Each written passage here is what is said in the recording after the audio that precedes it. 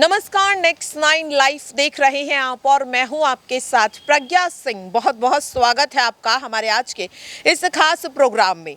आज के इस प्रोग्राम में एक बार फिर से बात करेंगे श्रद्धा वालकर के केस की। श्रद्धा वालकर के केस में अब एक बहुत बड़ा सवाल लगातार उठ रहा है कि आखिरकार क्या वजह है कि आफताब नहीं चाहता कि उसे जेल से बाहर निकाला जाए।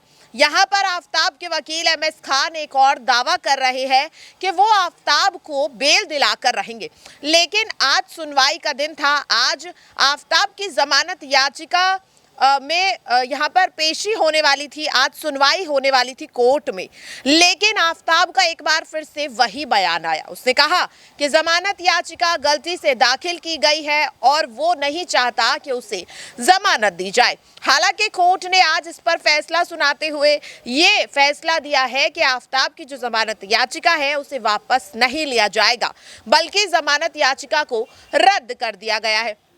लेकिन आखिरकार क्या वजह है कि आफताब जेल से बाहर नहीं आना चाहता?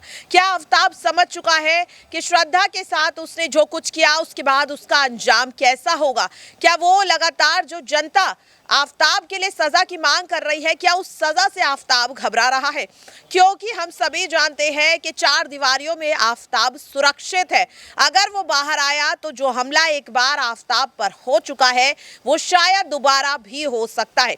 वहीं दूसरी ओर जिस तरह से अब ये केस SIT यानी कि स्पेशल इन्वेस्टिगेशन टीम को सौंप दिया गया है, तो कहीं ना कहीं अब कई ऐसे सवाल उठ रहे हैं कि क्या जो यहाँ पर सुराग है, जो चश्मदीद गवाह है या जो पहेलियों को दिल्ली पुलिस नहीं सुलझा पाई है, क्या अब इन पहेलियों को SIT की टीम सुलझा पाएगी? क्योंकि कहीं ना कहीं महाराष्ट्र सरकार का एक बड़ा कदम यहाँ पर देखने को मिल रहा है और लगातार जो सवाल उठ रहे हैं। तो आज के इस प्रोग्राम में मेरे साथ अबरार जुड़े हैं। अबरार, सबसे पहले आपका बहुत बहुत स्वागत है। धन्यवाद। अबरार, देखिए, आफताब के लिए लगातार सजा की मांग तो देखने को मिल रही है, लेकिन हम सभी देख रहे हैं कि तकरीबन 1 महीने से ज्यादा का वक्त हो गया है, 40 दिन होने वाले हैं, लेकिन अभी तक सजा नहीं मिल पाई है। कई सबूत पुलिस के हाथ लग चुके हैं, लेकिन फिर भी क्या वजह है कि महाराष्ट्र सरकार को ये केस अब SIT को सौंपना पड़ा है?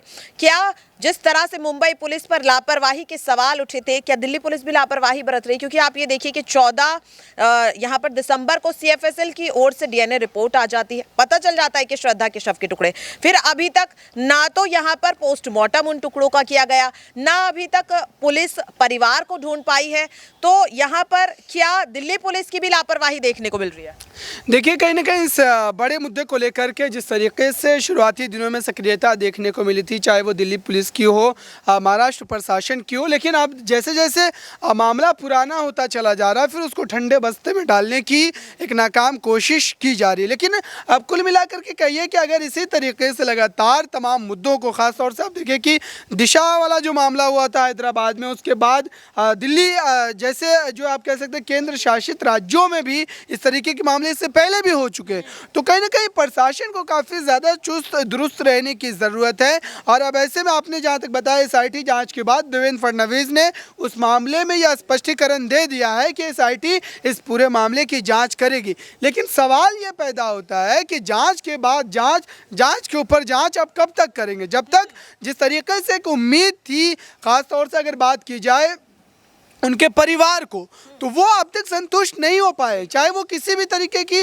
जांच रिपोर्ट हो, किसी भी तरीके की बातें जो कही जा रही है इस वक्त प्रशासन के द्वारा, तो परिवार अगर संतुष्ट नहीं है तो जाहिर सी बात है कि कहीं कुछ ना कुछ कोई खामी रह गई है और इसको दूर करने के लिए प्रशासन को फिर से एक नए सिरे से काम करना होगा, क्योंकि ऐसे दोषियों को सज़ा मिलना बिल्कुल एक तरीके से ज़रूरी है। क्योंकि समाज में अगर एक मिसाल पेश करनी है, ख़ासतौर से सरकारों के लिए ये बात है कि अगर सरकार ये चाहती है कि और भी बेटियां इस तरीके के चंगुल में न फंसे, तो जाहिर सी बात है कि इस आरोपी को एक जो है सज़ा देनी चाहिए और जल्द से जल्द देनी चाहिए। क्योंकि भारत में वैसे ही आप कह सकते हैं कि जुडिशरी जो सिस्टम है वो काफ़ी ज़्यादा विलम्ब से चलता है। तो ऐसे में अगर इस तरीके के मामलों में मेरे हिसाब से देखा जाए तो फास्ट ट्रैक कोर्ट बनाना चाहिए और इस पूरे मुद्दे को जल्द से जल्द सुनवाई कर हल निकालने की कोशिश करनी चाहिए। अच्छा आफताब, देखिए, जिस तरीके से आपने कहा हल निकालने की कोशिश करनी चाहिए, फास्ट ट्रैक करना चाहिए, तो कहीं ना कहीं आप ये कह रहे हैं कि आफताब को सजा यहाँ पर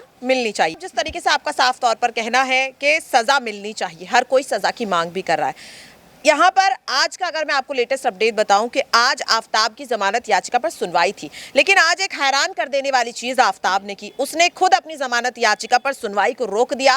कोर्ट से ये अपील की, वो नहीं चाहता कि उसे जमानत दी जाए और उसने उसे रद्द करने की मांग भी की और इस पर कोर्ट का फैसला भी आ गया है, जमानत याचिका को रद्द कर दिया गया। तो आफ्ताब के इस रवैये से क्या समझा जाए? क्या आफ्ताब डर चुका है कि उसे सजा मिलेगी, या फिर उसके मन में अबरार ये खौफ है कि अगर वो जेल से बाहर आता है, अगर उसे जमानत दी जाएगी तो वो जानता है कि आम जनता उसका कैसा हश्र करेगी। तो क्या ये कहा जा सकता है कि अब आफ्ताब के मन में उस सजा के ज्यादा जो डर है वो जनता को लेकर के डर ज्यादा है कि वो जेल के बाहर खुद को असुरक्षित महसूस कर रहा है और यहाँ पर जेल के अंदर ज्यादा सुरक्षित महसूस कर रहा है। आखिरकार इस चीज को लेकर आप किस तरह से देखते हैं? क्या वजह है, क्यों आफ्ताब ने अपनी जमानत याचिका को खुद वापस लेने की मांग की? देखिए, जिस तरीके से उनके ऊपर आप कह सकते हैं कि एक तरीके से मामला आप कह सकते हैं संगीन है, और इस बड़े मामले को लेकर के जब कोर्ट में पेशी के लिए ले जाया जा रहा था, उस समय पुलिस वैन पर जिस तरीके से हमला किया गया था कुछ लोगों के द्वारा, तो ये सारी चीज़ें कहीं ना कहीं दर्शाती है कि काफ़ी ज़्यादा आक्रोशित है जनता।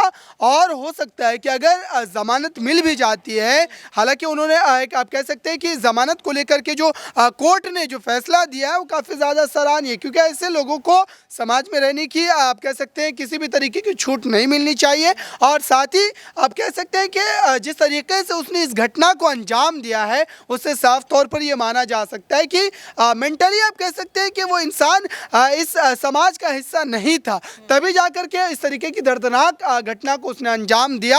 और साथ ही इस समय जिस तरीके का वातावरण है खास तौर से उसको लेकर के, उससे यही माना जाएगा कि ये बात सच है कि वो असुरक्षित महसूस करेगा लोगों के बीच, और इसी वजह से इस तरीके से उन्होंने कोर्ट के भीतर अपनी तमाम बातों को रखा और कोर्ट ने एक तरीके से फैसला सही सुनाया उसकी ज़मानत को रद्द करके, क्योंकि उससे पुलिस प्रशासन को भी एक ताकत ज़रूर मिलेगी। वहाँ पर यहाँ पे एक और मैं आपसे छोटा सा सवाल का जवाब जानना चाहूँगी। लगातार आफ्ताब के केस में कहीं ना कहीं लव जिहाद को जोड़ा जा रहा है, धर्म के मुद्दे को जोड़ा जा रहा है। कहा जा रहा है कि आफ्ताब मुस्लिम था इसलिए उसने ऐसा किया, लेकिन बीते एक महीने में हम कई ऐसे केसेस देख चुके हैं जिसमें हिंदू भी यहाँ पर अपराधी निकल चुके हैं।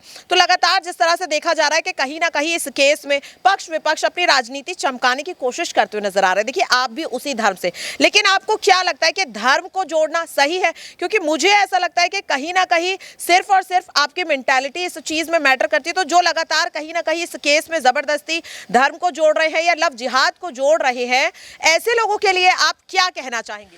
देखिए, दरअसल इस पूरे मुद्दे को लेकर के लव जिहाद वाला जो एंगल दिया जाता है ये राजनीति से प्रेरित है। आप देखिए कि केंद्र सरकार से जब ये सवाल पूछे गए थे, सांसद के द्वारा जब सवाल पूछा गया था कि लव जिहाद के क्या आंकड़े हैं केंद्र की सरकार के पास, तो सीधे तौर पर केंद्रीय मंत्री ने जवाब दिया कि ऐसा कोई मामला नहीं है और न ही इस तरीके से कोई घटना जो अब तक रजिस्टर्ड की गई है। तो जाहिर सी बात है कि अगर केंद्र सरकार इस पूरे मुद्दे को लेकर के अपने पक्ष को स्पष्ट कर रही है, तो इस तरीके के मुद्दे पर जो सामाजिक तत्व है उनको राजनीति करने की कोई ज़रूरत है, वरना समाज में एक जो है भेदभाव की स्थिति पैदा होती है। क्योंकि अगर वास्तविकता में आप देखने की कोशिश करें, समझने की कोशिश करें, तो लव जिहाद जैसे मुद्दों को कहीं ना कहीं राजनीति से जोड़ करके दिखाया इसलिए जाता है ताकि उसका कोई राजनीतिक लाभ जो है मिल सके राजनीतिक दलों को। लेकिन इस तरीके के मामलों का कोई खाका आप कह सकते हैं ना तो केंद्र सरकार के पास है और न ही उन लोगों के पास है जो इस तरीके के बयान में